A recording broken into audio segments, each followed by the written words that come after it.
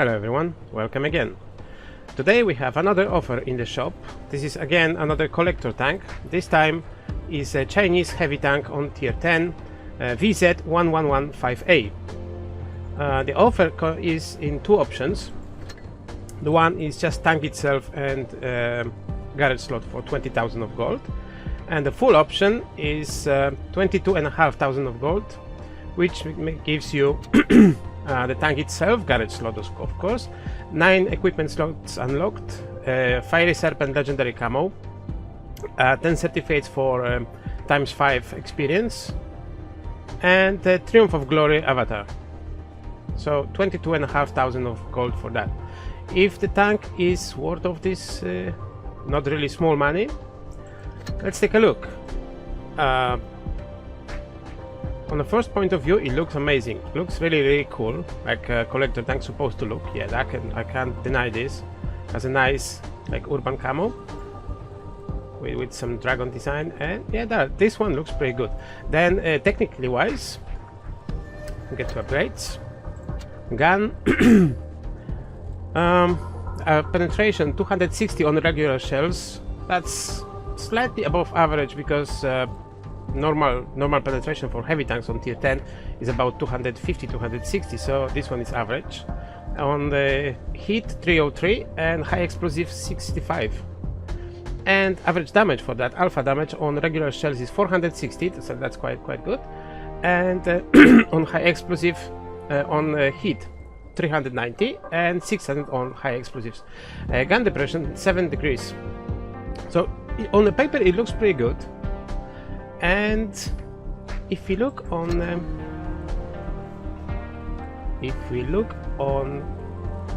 parameters here, just to compare them with the most popular IS-4 on tier 10, another heavy tank, the Russian heavy, you can see DPM around pretty much the same, 2600 to 2630, so it's just about 30 HP difference between those two tanks. Penetration is slightly higher on VZ. Alpha damage again slightly higher, 460 to 420. Rate of fire 565 to 628, so IS-4 is better in this place. Reload on VZ we have 1061 against 956 on the Russian. That's why we have this slightly higher DPM. And shell velocity pretty much the same, 930 to 940 is not a big difference. Aim time 245 to 263, pretty much the same. Gun depression only, the VZ has 7 degrees and the IS-4 only 6. And apart of that, seriously, there's not too much changes about from technical point of view. The only difference is, of course, I'm not talking about the last row here, because I'm gonna get back to this in a minute. But let's take a look on the armor of VZ. See, it's gonna be closer. The turret looks pretty strong. If we set up like this, yeah, the turret looks extremely strong because you have 560, almost 600, 397, 400. That's quite good. The only weak spot on the turret is here, 209 millimeters, but it's not too bad because, you know, those angles could be really tricky, so it might be difficult to penetrate this one. Of course, the lower plate 310. Down here is 640 because of the angles here, and 332. This is quite good because, like I said, average penetration for heavy tanks on this tier, on tier 10, is about 250 to 60. So this might be good. Problem is here, 220 millimeters on the lower plate, so this tank must be hulled down, otherwise you're going to be easily penetrated. And if you try to wriggle, you reduce because of the pike here, of the pike nose here. If you start to wriggle, you're gonna decrease the armor parameter here, so there's only 280 now, as you can see. And then for side scrap 297, 300, so that might be a bit tricky. Of course, it's a good armor. I'm not saying it's a bad armor, but of course you have to keep your hull down all the time, or just stick the turret. 7 degrees of gun depression may help a little bit on that. On the sides, again, 172 here on all this side, but here is a slightly small piece of spaced armor, so got to be careful. If you see this tank from the side, much better is to aim here between the tracks, where you have only 81 millimeters of armor. On a turret 71, 75, but you have to shoot like just behind the commander's hatch, because from the other side you had 93, 94, 240. It depends of the angle here. That armor is really tricky. So this part, of course, on the back of the turret is even going to be tricky again because of my ding, because of the shape. So this part is the best part for penetration.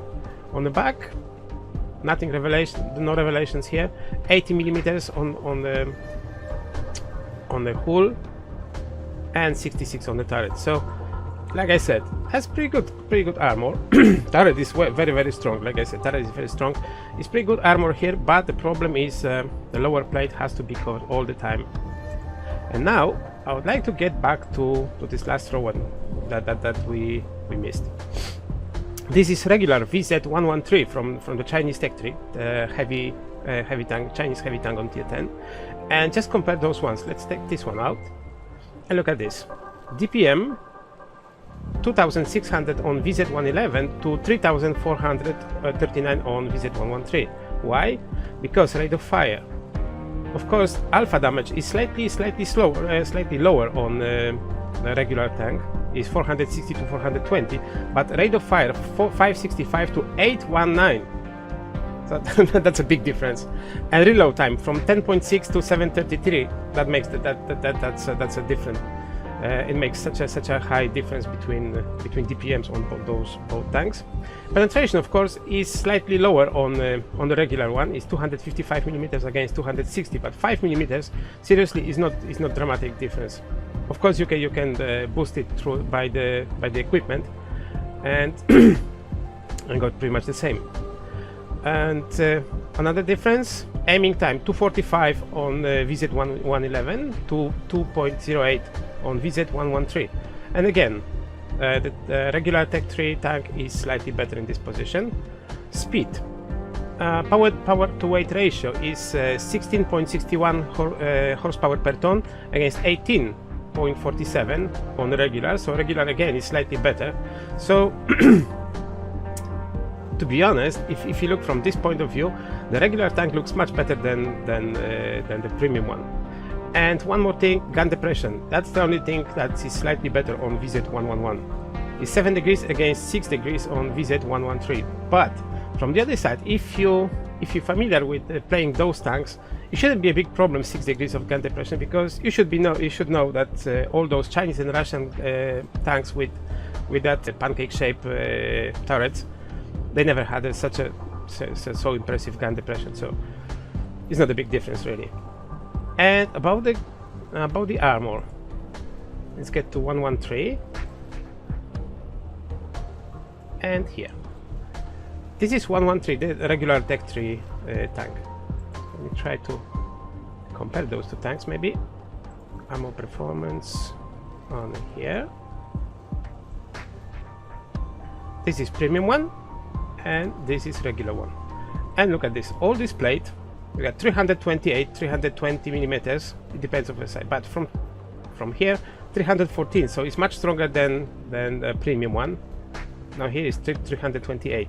The lower plate is 131. Of course, this one is exactly the same like here.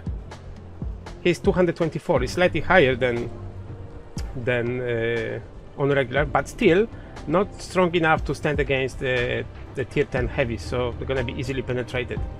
So I don't know if it's a much difference. 132 is good enough to defend you against high explosives, but also gonna be penetrated here. So it's pretty much the same hull down situation here. But if you look on the turret, 264 active armor here, 400, 900 here is completely out of the scale because of the shape of this turret. And here you got the spaced armor here. So this armor again, if you look at that, they both pretty much very strong armors.